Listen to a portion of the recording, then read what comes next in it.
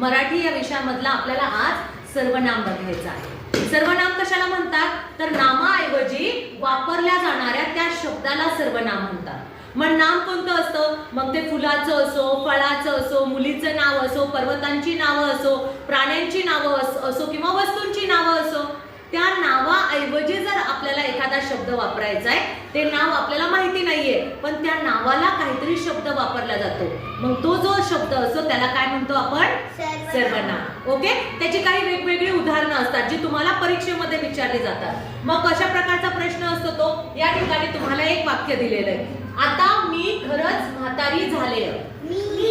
आता याच्यामध्ये सर्वनाम तुम्ही लगेच ओळखलं, कोणतं सर्वनाम आहे मी म्हणजे कोण, ती व्यक्ती, ती बाई जिचं नाव माहितीये का आपल्याला नाही, त्या नावाच्या ऐवजी आता मी खरंच म्हातारी झाले, मग इथे तुम्ही तुमचं नाव टाकू शकता, पण जर नाव माहिती नाही तर आपण त्या ऐवजी मुलगा असेल तर तिला काय म्हणतो ती म्हणतो, मुलगा असेल तर तो, बरोबर आहे की नाही।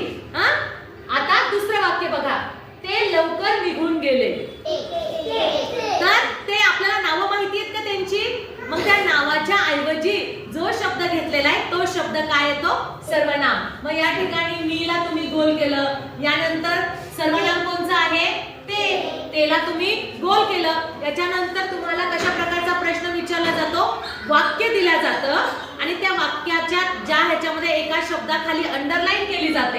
आता इथे बघा, गौरी आजारी पडली, यामधलं गौरीच्या जागी कोणतं सर्वनाम वापराल तुम्ही, ती का वापराल कारण ती मुलगी आहे। इथे जर मुलाचं नाव असतं तर तो, बरोबर आहे की नाही, आणि जर प्राण्याचं नाव असतं तर ते, प्राण्याचं नाव असतं तर ते। ओके, हे पण आपल्याला बघायचंय, आलं लक्षात। वस्तूवरती अवलंबून आहे की तिथे तुम्ही तो वापरणार, ती वापरणार की ते वापरणार, आलं लक्षात, ठीक आहे।